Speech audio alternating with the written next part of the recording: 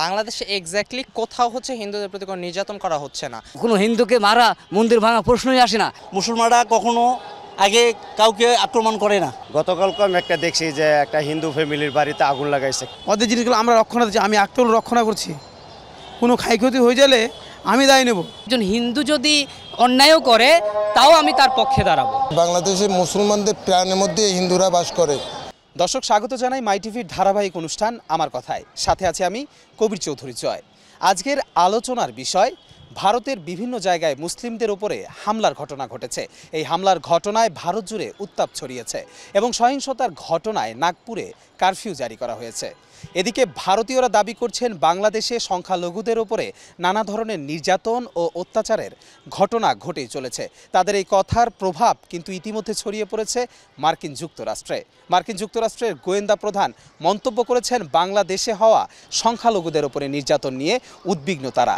আসলে ঘটনার কি সত্যতা রয়েছে, সাধারণ মানুষ কি মনে করছেন, তাদের অভিমত কি, তাই জানবো। চলুন যাওয়া যাক। আমাদের প্রতিবেশী হিন্দুরা আমাদের সাথে খুব সুন্দর করে আমার চলাফেরা বা ওদের সাথে ওঠা বসা সবসময়, ইভেন আমরা এখনো শুনিনি যে এই ধরনের ঘটনা এখন হয়েছে বলে বা চোখে পড়েনি। সবই গুজব এবং মিথ্যে। বাংলাদেশে এক্স্যাক্টলি কোথাও হচ্ছে হিন্দুদের প্রতি কোনো নির্যাতন করা হচ্ছে না। মেনলি এটা যারা ছড়াচ্ছে এই জিনিসটা টোটালি একটা গুজবের মধ্যে পড়ে এবং এটা হচ্ছে বাংলাদেশের বর্তমান যে পরিস্থিতি আছে সেটাকে অস্থিতিশীল করার জন্য এই বর্তমান যে পতিত সরকার আছে, এই সরকারের যারা দালাল আছে, এরা হচ্ছে চেষ্টা করতেছে যে বাংলাদেশের একটা পরিস্থিতি অস্থিতিশীল করার জন্য এই একটা গুজব ছড়ায়। কারণ এগুলো, এই সব গুজব হচ্ছে ছড়ালে সেগুলো হচ্ছে এই বিশ্বের বাজারে হচ্ছে অনেক সুন্দর দাম পাওয়া যায়, ভ্যালু পাওয়া যায়। এরা হচ্ছে তার পাশাপাশি হচ্ছে ভারত হচ্ছে বাংলাদেশে এক সময় বাংলাদেশের মানুষদের কাইন্ড অফ প্রজা বানায় রাখতে চাইছিল, যেটা সবচেয়ে বেশি হেল্প করছিল হচ্ছে শেখ হাসিনা। কিন্তু উনি যাওয়ার, শেখ হাসিনার পতন হওয়ার পরে সেটা হচ্ছে ওরা আর কন্টিনিউ করতে পারে না এবং এটা হচ্ছে বাংলাদেশে যে মুসলিমদের দ্বারা হিন্দুরা নির্যাতিত হচ্ছে বা সংখ্যালঘুরা নির্যাতিত হচ্ছে, এটা হচ্ছে জাস্ট একটা চাল বলা যায়, যেটার মাধ্যমে দেশের পরিস্থিতি অস্থিতিশীল করতে চাচ্ছে ভারত। ভারতকে আমি বলবো, গোয়েন্দা বিভাগকে, ভারতের ইন্ডিয়ার গোয়েন্দা বিভাগকে বলবো, আমার বাংলাদেশের অফিস আদালতে সমস্ত জায়গায় দেখুন তো, আমার হিন্দু যারা সম্প্রদায় আছে তাদেরকে চাকরি দিয়ে আসে না, আমরা মিলেমিশে বাস করছি না। অথচ 1971 না, আমরা হিন্দুদের সাথে নির্যাতন করব কীভাবে? আমরা বাঙালি জাত, আমরা মুসলিম জাত, আমরা মানুষকে ভালোবাসতে জানি, আমার বাংলাদেশ মানুষকে ভালোবাসতে জানে। তাই জন্য এই জন্য কোনো হিন্দুকে মারা মন্দির ভাঙা প্রশ্নই আসে না।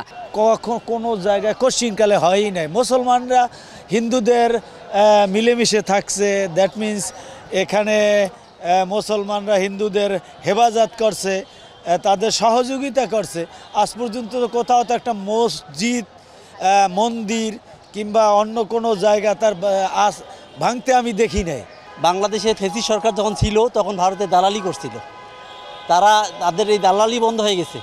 দালালি বন্ধ হওয়ার কারণে বাংলাদেশ এখন সম্প্রীতির দেশ হিসাবে প্রতিষ্ঠিত, সারা বিশ্বে প্রতিষ্ঠিত হচ্ছে।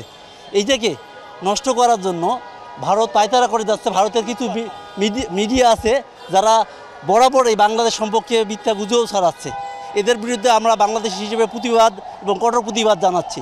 এটা অবশ্যই ভারত উস্কানি দিচ্ছে যে যাতে আমরা তাদের উস্কানিতে পা দিই। আমরা মুসলমানরা কখনো আগে কাউকে আক্রমণ করে না। নিজের চোখে তো আর কোনো কিছু দেখি না এই পর্যন্ত। যারা ফেসবুকে দেখতেছে, টিভিতেও মাঝে মাঝে দেখি যে গতকালকে আমি একটা দেখছি যে একটা হিন্দু ফ্যামিলির বাড়িতে আগুন লাগাইছে। কেন লাগাইছে, কিসে লাগাইছে, ওটা আসলে বিবরণটা উল্লেখযোগ্যভাবে এবং জায়গার উল্লেখভাবে বলে না, শুধু বলছে যে মাদারীপুরে হিন্দু বাড়িটা আগুন লাগিয়ে দিয়েছে। না, ওটা হিন্দুই ছিল, ওই ফ্যামিলিটা হিন্দুই ছিল, কিন্তু আগুনটা হয়তো কিসের কারণে লাগছে তা মানে বিস্তারিত জানা যায় নাই। কিন্তু হিন্দু ফ্যামিলি ক্ষতিগ্রস্ত হয়েছে, এটাই মানে গতকালকে আমি যেটা দেখলাম আর কি।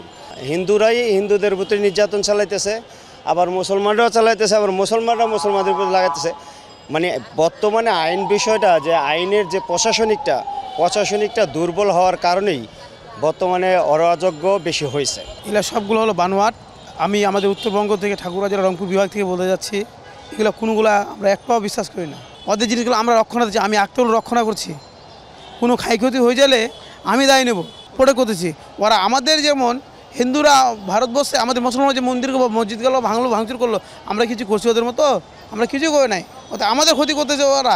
এখন আমরা ওদেরকে আর কী করতে যাচ্ছে ওরা আমাদেরকে? বাংলাদেশের কোথাও হিন্দুদের প্রতি অমানবিক কেন মানে দ্বিচারণও কোথায় করা হয়নি আমার জানা মতে। কেউ যদি এমন তথ্য দেয়া থাকে বা দেখাতে পারে, আমার কাছে বিশ্বাসযোগ্য নয়।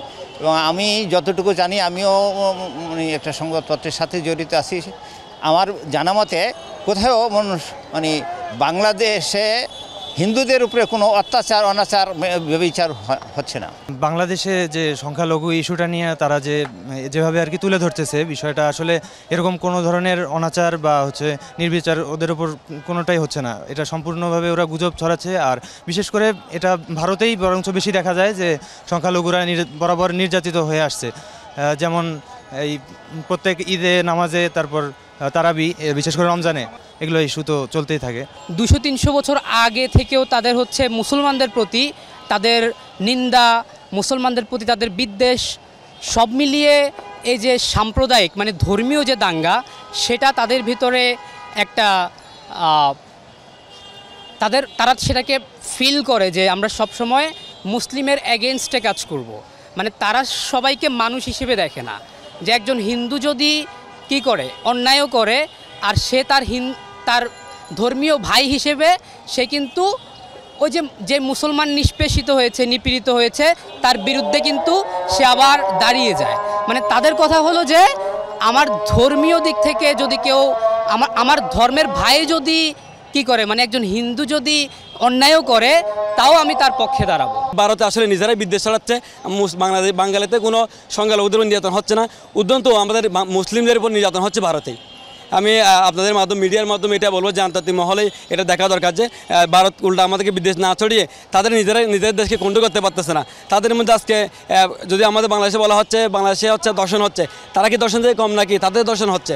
তাদের মুসলিম মাকে যদি সেই মুসলিম একজন নামাজ পড়ে গেছে তাকে মারতে পারে, একজন মুসলিম নামাজি যে রাস্তায় নামাজ পড়তে পারে তার মাথার উপর লাথি দিচ্ছে, তাকে নির্যাতন করছে নামাজ পড়ার কারণে। এটা কি আসলে হ্যাঁ, এটা কি ধর্মনিরপেক্ষতা নাকি তার ধর্মনিরপেক্ষতা আড়ালে তাদের হিন্দুত্বকে বাস্তবায়ন করে যাচ্ছে? আমি বলবো বাংলাদেশের যত হিন্দুরা আছে, বাংলাদেশের মুসলমানদের প্রাণের মধ্যে হিন্দুরা বাস করে। আর ভারতের যত মুসলমান আছে তারা হিন্দুদের নির্যাতনে তারা নামাজও পড়তে পারে না, রোজাও থাকতে পারে না, মসজিদে গেলে তাও ঠিকমতো নামাজ পড়ে বেরোতে পারে না। আমি নিজে গুজরাটে দেখেছি। ভারতের মোদি আর বাংলাদেশে হাসিনা ইসলাম বিরোধী, এই দুইটাই এক। আমেরিকা যে বলেছে যে বাংলাদেশে হিন্দুদের উপরে নির্যাতন হচ্ছে, আমি একটা প্রশ্ন রাখি, এই যে ফিলিস্তিনে হাজার হাজার মুসলমানরা যে নির্যাতিত হচ্ছে ইসরায়েলের মাধ্যমে, আমরা 2001 সালে আমরা ইরাকের উপরে হামলা দেখেছিলাম। তো এই হামলাগুলো যে হয়েছে, তাই আমি একটা কথা বলি যে যার নিজের দোষের শেষ নাই সে আরেকজনের দোষ ধরতে যায়। ব্যাপারটা কিন্তু এরকম, কে মুসলিম, কে হিন্দু, কে খ্রিস্টান, কে বৌদ্ধ, এটা আমার দেখার বিষয় না। আমাদের পরিচয় একটাই, আমরা বাঙালি, আমরা বাংলাদেশি। আমার হিন্দু বন্ধু আছে, একসাথে বিবিএতে পড়াশোনা করছি, একই প্লেটে ভাত খাইছি। ও যেই চায়ের কাপে চা খাইছে সেই চায়ে আমি চা খাইছি, ওর মুখের চা আমি খাইছি। তো কই, আমি তো একটা হিন্দু বন্ধুর সাথে একসাথে ঘুমাইছি, আমার ওই ফ্রেন্ডের সাথে। তাহলে তারা কিভাবে বলে যে বাংলাদেশের মানুষ হিন্দুদের উপরে নির্যাতন করছে? আপনি কোনো প্রতিবেশী কিছু জিজ্ঞাসা করেন তোমার প্রতিবেশী হিন্দুটা কেমন, দেখবেন প্রতিবেশীর সাথে প্রতিবেশীর হিন্দুর কোনো দ্বন্দ্ব নাই। আমরা কলেজ ইউনিভার্সিটিতে লেখাপড়া করি, আমাদের হিন্দু বন্ধু আছে, আমাদের সাথে কোনো দ্বন্দ্ব নেই। দ্বন্দ্বটা শুধু কোথায়? ফেসবুকে। দ্বন্দ্বটা শুধু কোথায়? রিপাবলিক বাংলার মহিক রঞ্জনের কাছে। ইভেন তারা মার্কিন যুক্তরাষ্ট্রের যে খবরটি তারা পৌঁছেছে, ডোনাল্ড ট্রাম্পের তারা সহায়তা বা তারা একটা সিম্পিতি নেওয়ার একটা চেষ্টা করতেছে, এটি তারা একটা সম্পূর্ণ মিথ্যাচার তারা করেছে। দর্শক দেখছিলেন মাই টিভি ধারাবাহিক অনুষ্ঠান আমার কথা। আজকের বিষয় সম্পর্কে জানার চেষ্টা করছিলাম, সহিংসতায় যে দাঙ্গা এবং উস্কানিমূলক ভারতের বিভিন্ন মন্তব্যে বাংলাদেশের সাধারণ মানুষ কি বলছেন, তাদের অভিমত কি, সেটি জানানোর চেষ্টা করছিলাম। ধন্যবাদ দর্শক যারা যুক্ত ছিলেন। পরবর্তীতেও আমাদের সাথে যুক্ত থাকবেন এবং দেখা হবে পরবর্তী পর্বে।